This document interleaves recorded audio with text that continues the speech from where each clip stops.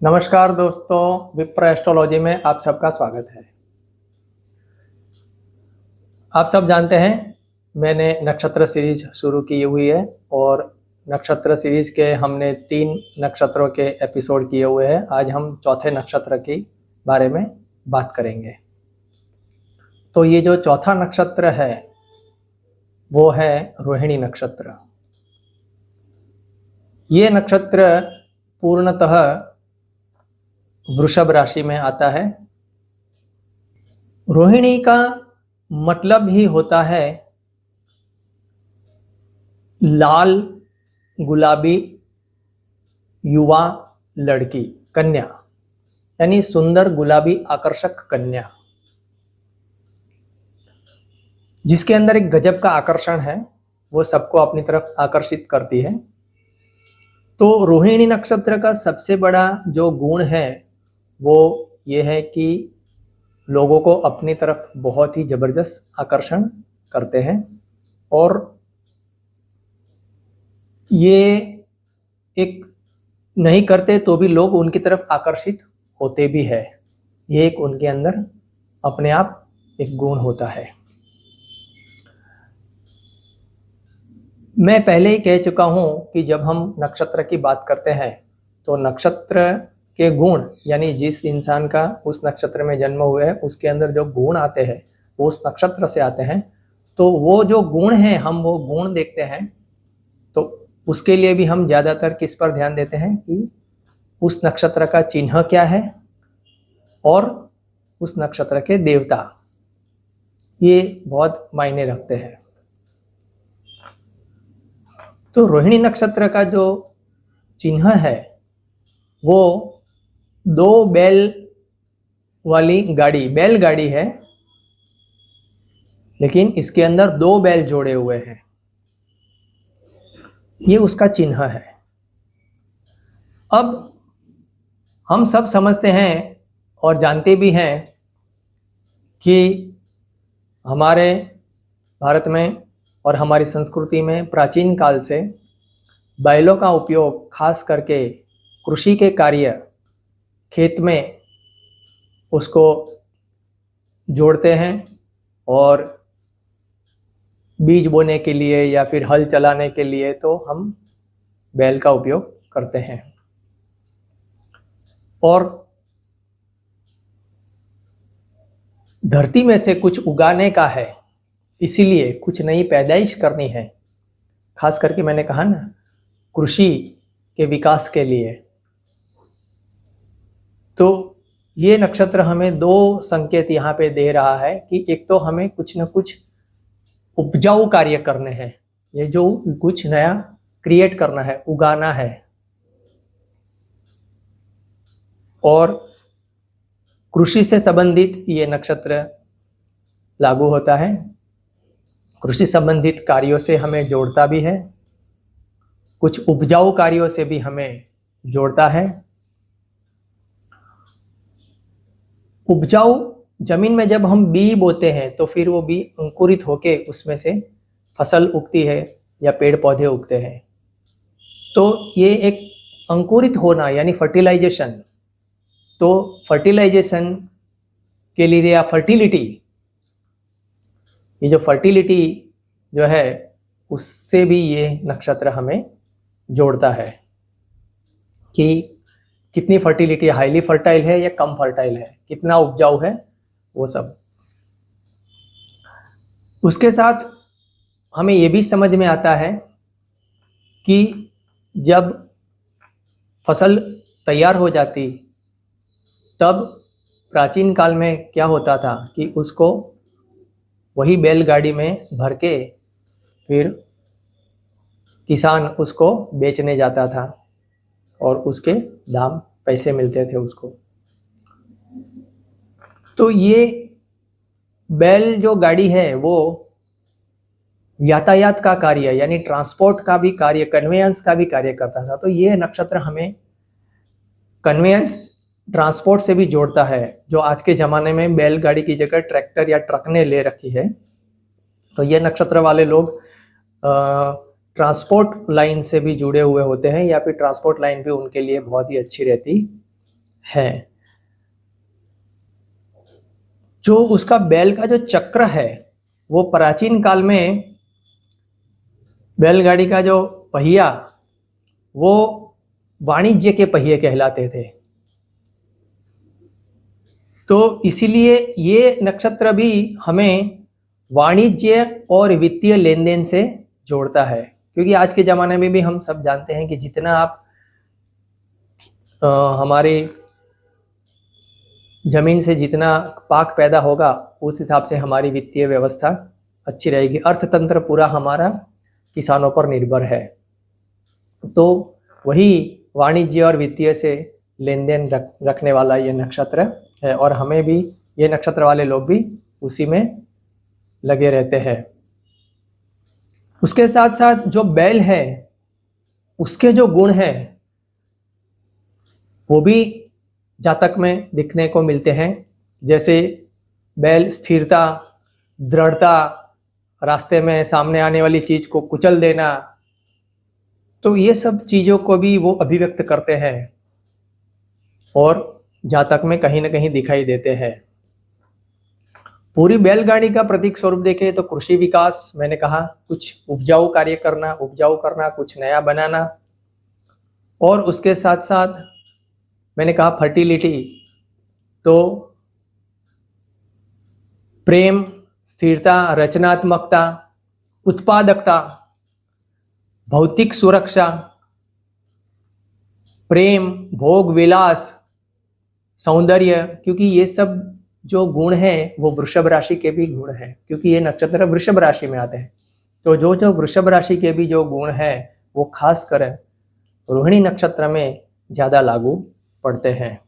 और आप देखिए कि वृषभ राशि का भी जो चिन्ह है वो बैल है, टोरस। इसको इंग्लिश में लोग टोरस बोलते हैं, क्योंकि ये नक्षत्र का सबसे ज़्यादा प्रभाव वृषभ राशि पर है। वृषभ राशि में सबसे ज़्यादा प्रभावित नक्षत्र है तो रोहिणी नक्षत्र है। इसके आगे मैं डिस्कस तो कर ही रहा हूँ, लेकिन बहुत ही शॉर्ट में समझाऊँ इस नक्षत्र के बारे में, इस नक्षत्र के लोग कैसे होते हैं। तो हमारे पूर्ण पुरुषोत्तम भगवान श्री कृष्ण, उनका भी जन्म रोहिणी नक्षत्र में हुआ था। तो आप समझ सकते हैं कि ये नक्षत्र कैसा होता है। अब हम देवता की बात करते हैं। इस नक्षत्र के देवता से क्या क्या हमें उनके स्वभाव मिलते हैं हमें। तो जो त्रिदेव है, ब्रह्मा विष्णु महेश, उसमें से जो ब्रह्मा है वो इस नक्षत्र के देवता है, ब्रह्मा स्वयं। ऐसा भी कहा जाता है कि ये रोहिणी इतनी सुंदर थी कि ब्रह्मा ने उसको बनाया और वो खुद उस पर आकर्षित हो गए और उसके पीछे दौड़े। वो बात अलग है कि शिव ने उनको रोक लिया उनका पीछा करते हुए, और ये बात यहीं पर अटक जाती है, क्योंकि वो सब कहानी आगे के नक्षत्र में आएगी, वो सब मैं आपको बताऊंगा, क्योंकि ये सब एक दूसरे से कनेक्टेड है। तो यहाँ से हमें यही पता चलता है कि कितना गजब का आकर्षण होगा ये रोहिणी नक्षत्र का। दूसरी एक स्टोरी ये भी है, सब जानते हैं कि चंद्र, ये सभी नक्षत्र जो हैं 28 के 28, ये एक कहानी है, दक्ष राजा की पुत्रियां थी और चंद्र सिर्फ रोहिणी से प्यार करता था और रोहिणी चंद्र पर मोहित हो गई थी। तो ये दोनों एक दूसरे से प्रेम करते थे और विवाह करना चाहते थे।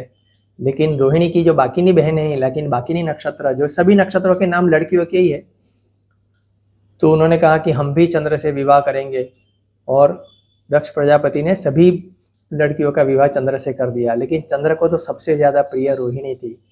तो वो दक्ष प्रजापति ने कहा कि सब के साथ एक एक दिन रहना है, लेकिन सबसे ज़्यादा समय चंद्र रोहिणी के साथ ही बिताता था। और आज की तारीख में भी चंद्र हर एक नक्षत्र में एक एक दिन रहता है, लेकिन रोहिणी नक्षत्र में जब चंद्र आता है तो 1.25 दिन जितना समय वो वहाँ पे बिताता है।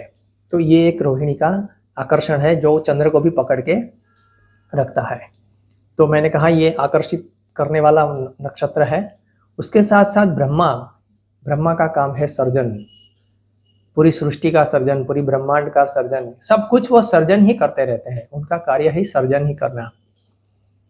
तो इस नक्षत्र का भी सबसे बड़ा जो लोग है, इनका मैंने कहा कि कार्य सर्जन सर्जन सर्जन, कुछ पैदा करना, कुछ नया करना, कुछ उपजाऊ करना, कुछ बनाना, कुछ क्रिएट करना, यानी इनका मूल मंत्र है surgeon surgeon surgeon, create create create. यहाँ तक भी है कि मैंने देखा हुआ है कि जो पंचम भाव है संतान भाव कुंडली में, और वहाँ पे रोहिणी नक्षत्र का प्रभाव आता है किसी इंसान की कुंडली में, तो उसको बहुत सारे संतान होते हैं, बच्चे भी बहुत होते हैं। यानी रोहिणी नक्षत्र का जिस भाव पर प्रभाव रहता है उस भाव रिलेटेड वो क्रिएटिविटी दर्शाता है और वो क्रिएट करता है, सर्जन करता है।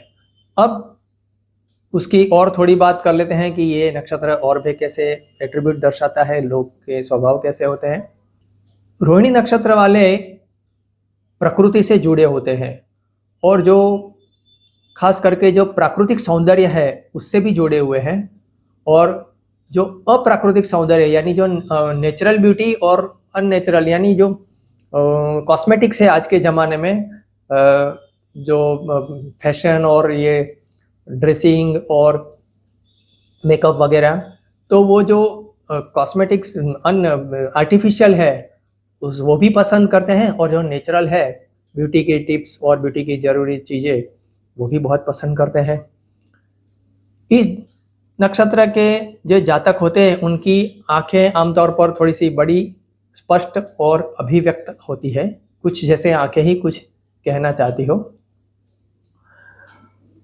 उनके पास एक थोड़ा सा स्थिर संतुलित दृष्टिकोण होता है, जैसे मैंने कहा टोरस जो बैल है उसके उस हिसाब से उनका कई बार एकदम अडिग गुण उनका होता है, जिद भी होता है, जिद लेकर बैठ जाता है कि नहीं ये करना है तो करना है, ठान लेते हैं। तो वो जिद्दी आइडियल भी होते हैं, और जब उनकी जिद पूरी नहीं होती तो वो थोड़े से आक्रामक भी दिखाई देते हैं। अपना कार्य पार पाड़ने के लिए चिकनी चुपड़ी बातें करने में भी वो माहिर होते हैं, और उनका व्यवहार वैसे तो सौम्य और आकर्षक रहता है। वो ज़्यादातर यही चाहते हैं कि लोगों का ध्यान उनके तरफ आकर्षित हो, और उसी के लिए वो अपने करिश्मा दिखाते रहते हैं, और समाज में भी कुछ न कुछ ऐसी अपने दायरे में वो लोकप्रिय रहते हैं। अपनी स्थितियों में ऐसे फेरफार करते हैं ताकि लोगों का ध्यान उनके तरफ आकर्षित होया रहा करे और वो लोकप्रियता प्राप्त करते रहे। कई बार उनका स्वभाव हमें स्वार्थी नज़र आता है, किंतु वो जो स्वार्थी होता है स्वभाव, वो जो स्वार्थ होता है वो पूरा समाज के भले के लिए, या पूरे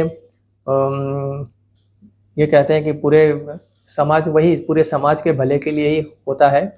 तो समाज का स्वार्थ और उनका स्वार्थ एक ही होता है, तो बाद में लोगों को पता चलता है। लेकिन जब तक लोगों को समझ में नहीं आता कि ये पूरे समाज के स्वार्थ उसमें जुड़ा हुआ है, उसका अकेले का स्वार्थ नहीं है, तब तक लोग उनको गलत समझते हैं और उन्हीं को अकेले को स्वार्थी समझने की भी भूल कर बैठते हैं। उनके लिए दूसरों का विश्वास हासिल करना बहुत बहुत आसान होता है, बहुत ही आसानी से दूसरे को अपनी बातों में ले लेते हैं और उसका विश्वास हासिल कर लेते हैं, और वो खास करके अपने भौतिक लाभ प्राप्त करने के लिए भी वो करते हैं, क्योंकि ये नक्षत्र बहुत ही पूरी तरह भौतिक जो मटेरियल वर्ल्ड है, भौतिक सुख सुविधाओं से ही जुड़ा हुआ है, और उसके लाभ प्राप्ति के लिए ही ये लोग काम करते हैं। ये हमेशा अपने आप को युवा समझते हैं और भोगवादी भी होते हैं। उनको अपनी बॉडी पर बहुत ही ज़्यादा केयर करते हैं, ध्यान रखते हैं कि मैं कहीं बूढ़ा ना हो जाऊं, कहीं मुझे चेहरे पे ये स्क्रैचेस ना आ जाए, मेरे का बाल सफ़ेद ना हो जाए, ऐसे ऐसे।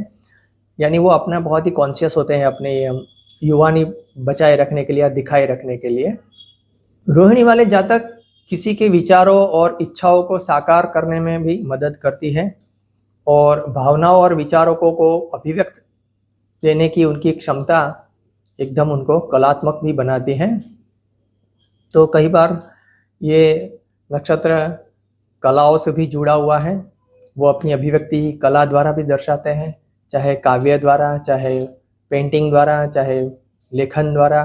तो उनकी अभिव्यक्ति जो दर्शाते हैं वो कलात्मक रीत से भी वो बताते हैं। इस नक्षत्र वालों में एक और चीज़ बहुत ही अच्छी होती है कि ये दूसरों की कमजोरी को बहुत जल्द पहचान लेते हैं और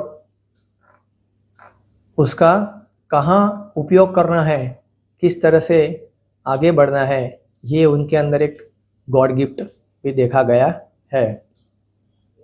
मैंने कहा वैसे ये नक्षत्र वाले जातक शांत और सौम्य अवसरवादी होते हैं। वो अपना काम निकालने में माहिर है। दूसरों से एहसान लेना और वित्तीय सहायता लेना, ये उस मामले में बहुत माहिर होते हैं। रोहिणी नक्षत्र एक आनंद प्रधान नक्षत्रों में से एक है, यानी ये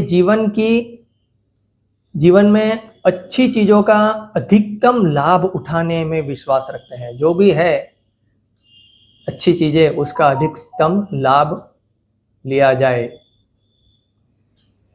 जीवन की सभी अच्छी चीज़ों का अधिकतम लाभ लिया जाए, यही उनका मूल मंत्र होता है और वो लाभ उठाते भी हैं। और कहने का मतलब यह है कि वो लाइफ को एंजॉय करते हैं, जीते हैं, अपने तरीके से मस्ती में जीते हैं। वो छोटी मोटी बातों की परवाह कम करते हैं।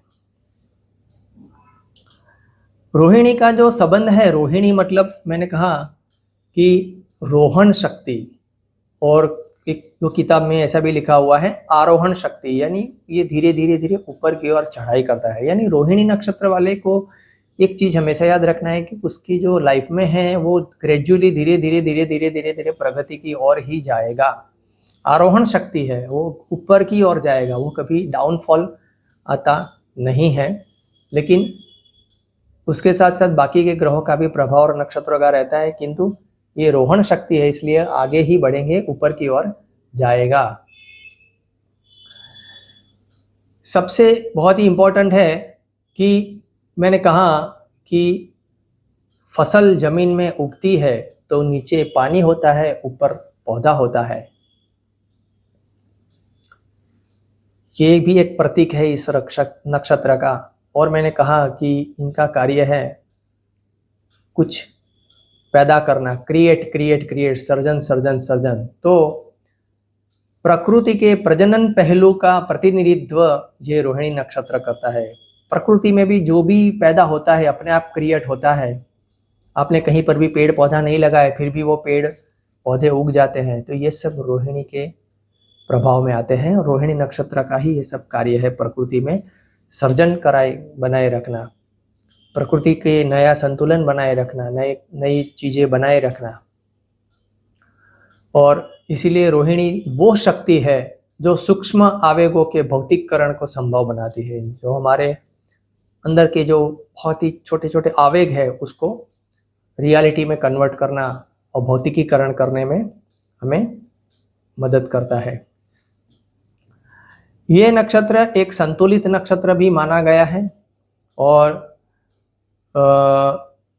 उसका जो बात देखें, जिस प्रकार प्रकृति में गर्मी और ठंड है, अंधेरा और प्रकाश है, बारिश और धूप है, सर्दी और गर्मी है, तो इस जो है विरोधाभास, उन सबके बीच में जो संतुलन बनाए रखना प्रकृति में,